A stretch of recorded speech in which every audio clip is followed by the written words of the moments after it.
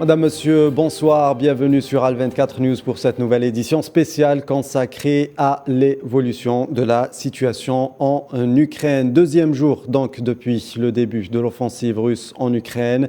Les espoirs d'un cessez-le-feu humanitaire pour l'évacuation des civils a été entravé par les combats et les hostilités comme à Kharkiv et à Mariupol et autour de la capitale Kiev. Amin Touta.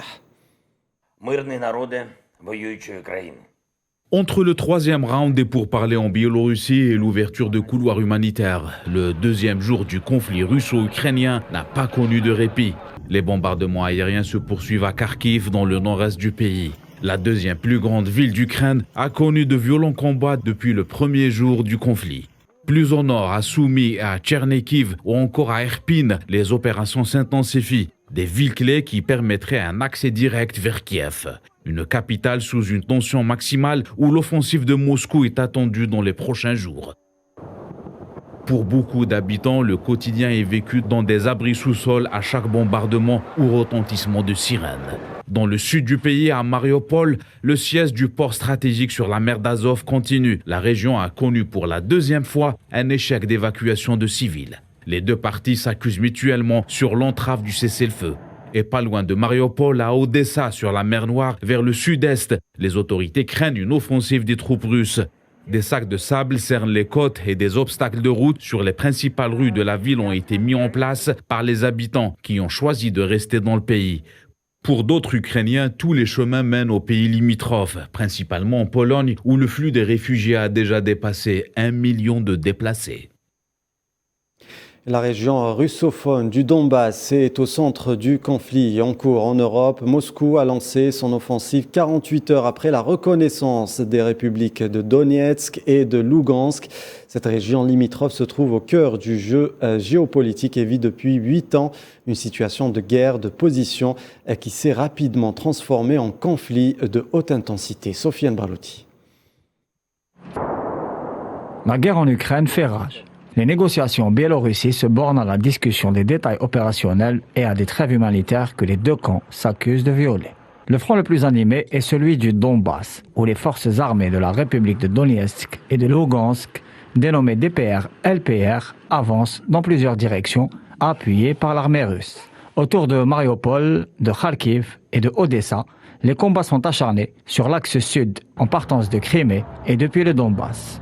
Les forces armées ukrainiennes sont appuyées par des formations militaires irrégulières, telles le bataillon d'Azov, accusé d'être d'orientation néo-nazie, qui soutient bec et ongle le président Zelensky. Le Donbass, région industrieuse de l'Est ukrainien, est d'une haute importance stratégique. Pour rappel, depuis l'Euromaïdan, appuyé par l'Occident et financé, entre autres, par les réseaux Soros, entraînant la chute du gouvernement élu de Yanukovych en 2014, une guerre de basse intensité a cours dans la région du Donbass. L'ex-président Petro Poroshenko, proche des milieux oligarchiques et porteur de l'ambition d'intégration de l'Ukraine à l'OTAN, est accusé par les DPR-LPR de crimes de guerre dans la région de Donetsk et de Lugansk, où les russophones ont été l'objet d'attaques discriminatoires. Les accords de Minsk 1 et 2, qui prévoyaient un statut spécial pour ces régions, ont été transgressés à plusieurs reprises et l'opération russe a été motivée par le devoir de protection d'une minorité persécutée dans l'absence de prise en charge par la communauté internationale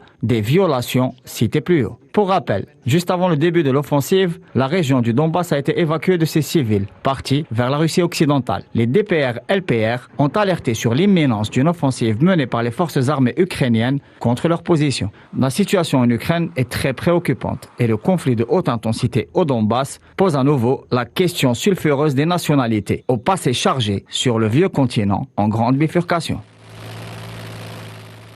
Moscou a annoncé ce lundi l'ouverture de couloirs humanitaires et l'instauration de cessez-le-feu locaux. Cette trêve permettra l'évacuation de civils de 4 villes ukrainiennes, Kiev, Mariupol, Kharkiv ou encore Soumy.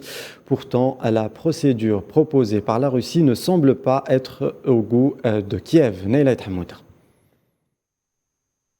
C'est ce matin, à 10 h de Moscou, que les couloirs humanitaires ont été ouverts pour une durée pour l'instant indéterminée. Un cessez-le-feu temporaire avec l'arrêt des combats dans les différentes villes concernées. Des informations détaillées sur les couloirs humanitaires ont été communiquées à l'avance à la partie ukrainienne, ainsi qu'aux structures compétentes de l'ONU, de l'OSCE et du Comité international de la Croix-Rouge. Quelques heures plus tard, Kiev réagit. Elle a jugé inacceptable l'option de couloir humanitaire vers la Biélorussie et la Russie. Ce n'est pas une option acceptable pour l'ouverture de couloirs humanitaires. Nos concitoyens n'iront pas d'Ivankov, de Dimer, de Vyshgorod, des environs de Kiev jusqu'en Biélorussie pour ensuite prendre l'avion pour la Fédération de Russie. L'annonce de Moscou est intervenue après une nuit de violents bombardements sur plusieurs villes ukrainiennes. À Kharkiv, par exemple, où un complexe sportif d'une université locale et des immeubles civils ont été visés. La situation a poussé plus d'1,5 million de personnes à fuir pour se réfugier dans les pays voisins, selon l'ONU. Le Comité international de la Croix-Rouge a demandé aux parties en conflit de s'entendre sur les termes particuliers des accords d'évacuation. Pour rappel, 2 tentatives d'évacuation des civils du port assiégé à Mariupol, dans le sud-est de l'Ukraine, ont été avortées en raison d'un non-respect du cessez-le-feu. Kiev et Moscou s'accusant mutuellement de violer les conditions de la trêve. Et le chef de la diplomatie européenne, Josep Borrell, affirme que l'Europe doit se préparer à recevoir 5 millions de personnes en provenance d'Ukraine, annonce faite avant la tenue d'une réunion des ministres de l'Union européenne à Montpellier, en France. Il faut avoir une vision plus politique de notre aide pour faire de sorte que la communauté internationale d'abord condamne l'action de la Russie, établisse une coalition pour aider les réfugiés ukrainiens, pour supporter l'Ukraine, aussi bien ceux qui sont à l'intérieur et continuent la bataille, et ceux qui sont partis pour échapper, pour sauver sa vie, et auxquels il faut donner un accueil comme on a fait. L'Afghanistan, c'est un mauvais exemple parce qu'on n'a pas reçu 5 millions d'Afghans en Europe. Dans ces cas, il faut se préparer à recevoir aux alentours de 5 millions de personnes. Et le Conseil des gouverneurs de l'Agence internationale de l'énergie atomique débute sa réunion trimestrielle à Vienne, en Autriche. Mikhail Ulyanov, ambassadeur et chef de la délégation de la Fédération de Russie, affirme que son pays a soutenu l'idée de Raphaël Grossi d'une réunion trilatérale et attend à ce que les Ukrainiens soient également coopératifs. Le point principal concernant les centrales nucléaires en Ukraine est que la Russie a soutenu l'idée de Grossi concernant une réunion trilatérale. Et nous espérons que les Ukrainiens seront également coopératifs. Nous sommes prêts à tout moment. Je pense que tout dépend de la partie ukrainienne. Je pense que Tchernobyl n'est pas le meilleur endroit pour une telle réunion. Il y a de nombreuses capitales dans le monde où organiser la réunion. La Grande-Bretagne va fournir 100 millions de dollars, soit 91,5 millions d'euros à l'Ukraine par le biais de la Banque mondiale afin de permettre à l'État ukrainien de continuer à fonctionner et d'atténuer les pressions financières causées par l'offensive russe, a déclaré le cabinet du Premier ministre Boris Johnson. Cette aide financière pourrait être utilisée pour verser les salaires des travailleurs du secteur public, financer les retraités et les retraites ou la sécurité sociale en Ukraine, ont indiqué les autorités britanniques. Du côté des États-Unis, c'est les élus du Congrès américain qui ont promis de débloquer 10 milliards de dollars d'aide pour l'Ukraine lors de cet échange virtuel. Et les États-Unis planchent sur la possibilité d'un accord avec la Pologne pour qu'elle fournisse à l'Ukraine des avions de guerre de l'ère soviétique en échange d'avions de chasse américains F-16. Lors d'une visioconférence entre le président ukrainien Volodymyr Zelensky et les membres du Sénat américain, Zelensky a demandé des avions de chasse lorsque le chef de la minorité du Sénat, Mitch McConnell, lui a demandé ce dont il avait le plus besoin. Le Sénat américain qui demande donc l'accélération du transfert des avions vers l'Ukraine. Le chef de la diplomatie américaine, Anthony Blinken, a entamé cette semaine une tournée européenne, Pologne, Moldavie et Lituanie, pour s'entretenir autour du conflit russo-ukrainien et réaffirmer le soutien des États-Unis face à la Russie, tout en renforçant le front occidental contre Moscou. Iman Merat. Le secrétaire d'État américain Anthony Blinken a entamé une tournée en Europe le 3 mars pour rencontrer plusieurs dirigeants européens pour discuter de la situation en Ukraine. Démontrer le soutien de Washington à la sécurité de l'Ukraine et renforcer le front occidental contre Moscou. Le secrétaire d'État américain a salué samedi la Pologne pour son accueil aux centaines de milliers de réfugiés ukrainiens, déclarant que Washington projetait d'avancer 2,75 milliards de dollars supplémentaires pour faire face à la crise humanitaire que rencontre l'Ukraine. Anthony Blinken s'est également rendu dimanche en Moldavie, à Chisinau, où il a rencontré la chef d'État Maia Sandu, le Premier ministre, ainsi que le ministre des Affaires étrangères. Lors de cette visite, Anthony Blinken a rappelé que les États-Unis travaillent activement pour un accord avec la Pologne sur l'envoi d'avions de chasse à l'Ukraine. En ce moment, nous nous penchons activement sur la question des avions que la Pologne pourrait fournir à l'Ukraine et nous examinons comment nous pourrions être en mesure de compléter le dispositif si la Pologne décidait effectivement de fournir ces avions. De son côté, la Lituanie a demandé ce lundi au secrétaire d'État américain en visite à Vilnius de durcir l'attitude de son pays face à la situation au cas où les forces militaires russes iraient plus loin. Blinken a salué le soutien de Lituanie à l'Ukraine et réitéré le soutien de Washington à l'OTAN, dont la Lituanie est membre, cherchant ainsi à rassurer le pays quant au soutien défensif américain contre la Russie. Et le président ukrainien Volodymyr Zelensky affirme que la communauté internationale doit agir de manière encore plus décisive face à la Russie et appelle à une nouvelle série de sanctions.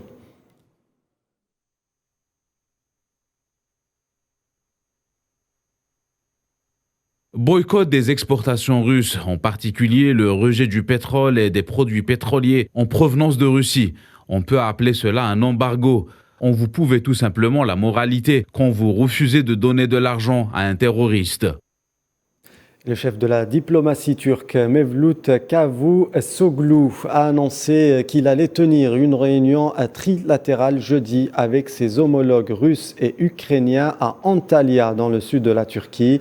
La Turquie qui organise 3 jours de forum diplomatique auquel elle avait convié Sergei Lavrov, le ministre des Affaires étrangères russe, qui a confirmé sa venue ce week-end selon le gouvernement turc, qui espérait aussi convaincre Dimitro Kuleba, le ministre ukrainien.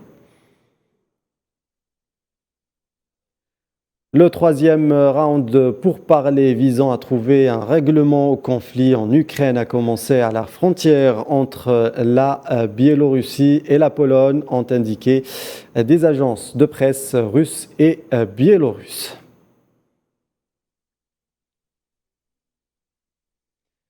L'amitié entre Pékin et Moscou est solide comme un roc, a assuré ce lundi le ministre chinois des Affaires étrangères Wang Yi, alors qu'une vague de sanctions internationales s'intensifie contre la Russie après ses opérations militaires en Ukraine. Affirmation lors de la conférence de presse annuelle du ministre chinois des Affaires étrangères en marge de la session parlementaire.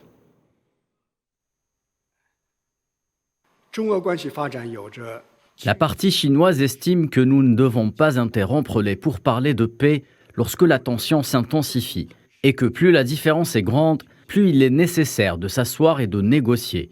La Chine est prête à continuer à jouer un rôle constructif dans la promotion des pourparlers de paix et est prête à travailler avec la communauté internationale pour effectuer la médiation nécessaire, si nécessaire. Wang Yi qui s'est également exprimé sur la situation en Taïwan. Pour lui, la question de Taïwan et celle de l'Ukraine sont fondamentalement différentes. La question de Taïwan et celle de l'Ukraine sont fondamentalement différentes et il n'y a aucune comparaison possible entre les deux. La différence la plus fondamentale est que Taïwan est une partie inaliénable du territoire chinois.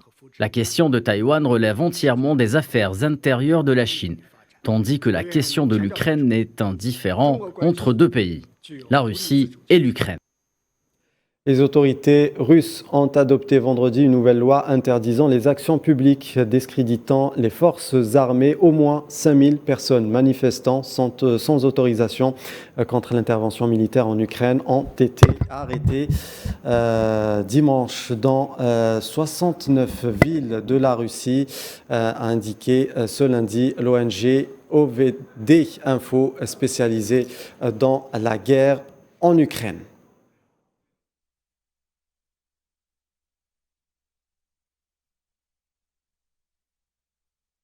Et lors d'une conférence de presse avec la présidente de la Commission européenne, Ursula von der Leyen, à Bruxelles, le Premier ministre italien Mario Draghi appelle tous les pays de l'Union européenne à geler les avoirs des oligarques russes. Ces derniers jours, le comité de sécurité financière du ministère de l'économie a approuvé d'importantes mesures de gel des avoirs des oligarques russes qui ont été rapidement exécutés et continueront de l'être dans les jours à venir. Et je souhaiterais vraiment que des mesures analogues, similaires, soient prises par tous nos pays. Et l'impact de la crise russo-ukrainienne sur l'économie mondiale est de plus en plus palpable. Les cours des matières premières explosent. Le pétrole a failli battre son record datant de juillet 2008. Riyad Benbatash. Un nouvel épisode haussier frappe les cours des matières premières dans le monde. Les prix réagissent à l'évolution de l'offensive russe en Ukraine et enregistrent de nouveaux records sous l'impulsion des discussions de l'Occident autour d'un éventuel embargo sur le pétrole russe. Conséquence, l'or noir caracole à des niveaux quasi historiques. Ce lundi, le baril de Brent de la mer du Nord a frôlé la barre des $140 à l'ouverture des marchés en Asie, soit plus 17,8% avant un repli des cours en milieu de journée. Même son de cloche pour les prix du gaz naturel. L'énergie bleue règne en maître incontesté en Europe, plus 63% à 322 € le mégawattheure. Vendredi soir, le prix du gaz naturel avait clôturé au prix de 192 € au TTF aux Pays-Bas, centre de commerce en ligne du gaz naturel. L'autre préoccupation du moment reste le prix des céréales. Sur Euronext, le blé pour échéance mai 2022 a dépassé la barre des 400 € la tonne au moment où le maïs atteignait les 360 € la tonne. Le colza à terme mai 2022 a quant à lui bondi de plus de 25% à 846 € la tonne. Et les stocks algériens de céréales sont suffisants pour satisfaire les besoins de l'année 2022. C'est ce qu'a déclaré le ministre algérien de l'Agriculture, Mohamed Hani. Selon le ministre, l'Algérie reste à l'abri des fluctuations survenues dans le monde. Mohamed Hani a également indiqué, je cite, l'Algérie a pris toutes les mesures pour assurer la couverture du marché national et répondre aux besoins des citoyens en céréales.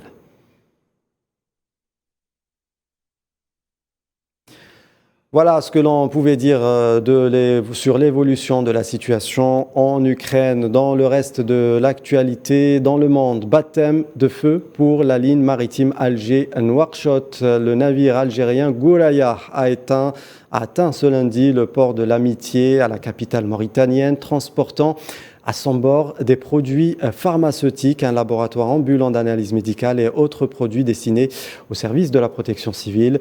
Du côté mauritanien, l'inauguration de cette ligne maritime a été assurée par des membres du gouvernement en présence de l'ambassadeur algérien à Nouakchott, Mohamed Benatou. L'événement en soi a beaucoup de significations. Il a d'abord une signification toute immédiate qui est l'impact économique et commercial qu'engendrera cette desserte. Parce que opérateurs économiques algériens et mauritaniens se complètent. Nous avons besoin de beaucoup de choses de la Mauritanie et la Mauritanie a besoin de beaucoup de choses de l'Algérie. Et cette desserte, ce navire-là va permettre un petit peu d'approvisionner des deux côtés. Nous exporterons et nous importerons, Inch'Allah. Et le président algérien Abdelmadjid Tebboune a affirmé aujourd'hui que la femme algérienne, arabe en général, a franchi des pas importants et accompli brillamment et avec mérite des réalisations dans divers domaines, dans une lettre lue par le Premier ministre algérien Ayman Ben Abderrahman. Direction l'Iran, après le retrait de Donald Trump en 2018 des accords sur le nucléaire iranien, comme promis lors de sa campagne présidentielle, ce qui a conduit à une stagnation de la JCPOA conclue en 2015 à Vienne. Une sortie de crise semble envisageable. Tinine Al-Makassi. Après près de 4 ans d'asphyxie, le dossier du nucléaire iranien semble sur la voie de la résurrection. C'est du moins ce que confirme le porte-parole du ministère des Affaires étrangères iranien, Saïd Khatibzadeh, qui fait état d'avancées significatives, notamment sur la question des échanges de prisonniers entre l'Iran et les États-Unis, autre dossier épineux abordé lors de ces derniers pourparlers à Vienne. Après des semaines de négociations acharnées, l'accord est imminent entre Téhéran et les 6 pays signataires du traité JCPOA de 2015, à savoir les États-Unis, la Chine, la Russie, le Royaume-Uni, l'Allemagne et la France. Accord qui, pour rappel, permet à l'Iran de bénéficier d'une réintégration internationale, en échange d'un gel vérifiable de son programme nucléaire. Même si Saïd Khatibzadeh estime que l'annonce d'un accord sur les autres points ne dépendait que du bon sens de Washington. Une nouvelle ombre vient assombrir l'épilogue de cet abcès diplomatique qui dure depuis 2003. En effet, la Russie réclame à Washington la garantie que les sanctions la visant de son opération militaire en Ukraine ne concerneront pas sa coopération avec Téhéran à la lumière de ce nouvel accord. De son côté, Téhéran estime que ces demandes peuvent retarder la proclamation du sceau du concret, l'accord en question. En Syrie, 2 civils au moins ont trouvé la mort lors de frappes de l'entité sioniste ce lundi près de la capitale Damas, ont affirmé l'agence de presse syrienne citant des sources militaires. La même source affirme que les dites frappes ont été menées avant l'aube contre des positions au sud de Damas. Fin de ce journal. Merci à tous de nous avoir suivis. Tout de suite, ne manquez pas la météo présentée par Amal Amziane Zitouni. Excellente suite des programmes sur Al24 News.